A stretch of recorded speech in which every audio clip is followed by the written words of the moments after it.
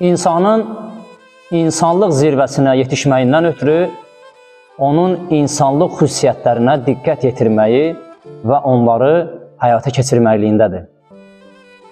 İnsani xüsusiyyətlərdən biri də budur ki, o dahilərin bir kəlamı vardır, buyurur, insan ağrı hiss edirsə, o sağdır.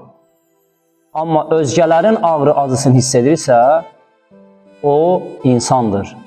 Görəsən, bu insani xüsusiyyətlərdən yaşadığımız toplumda, yaşadığımız zamanda, çevrəmizdə olan insanlara qarşı nə qədər istifadə edə bilirik?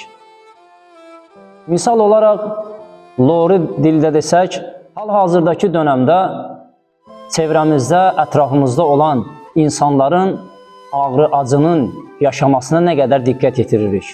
Misal üçün, adi yaşadığımız həyatımızda bəzən elektrik cərəyanı sönəndə ilk edə biləcəyimiz ilk nə olur?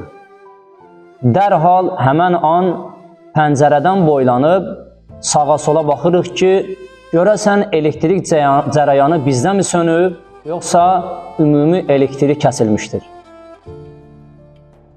Ac olduğumuz dönəmdə elə ki, qidalanırıq və qidalandığımızdan sonra heç bir düşüncə pəncərəsindən, belə deyək, lori dildə desək, mədə pəncərəsindən, fikir, təfəkkür pəncərəsindən boylanıb fikirləşirik ki, görəsən ətrafımızda, çevrəmizdə ac qalan oldu ya yox.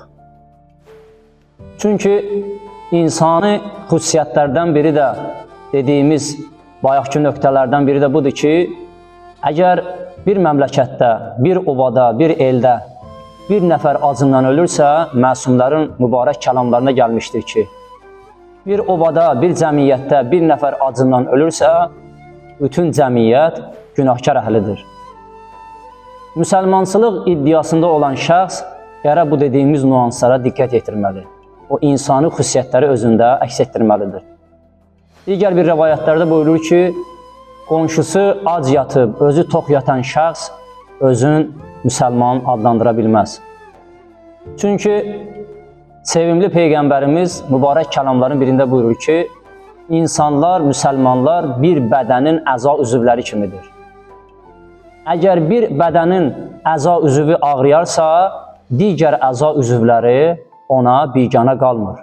Heç görülməyib, baş ağrıyanda ayaq, qol, böyrək, ürək və s. əza üzvləri biganə qalsın. Eynən paralel şəkildə həmən ağrı acını hiss etmiş olur.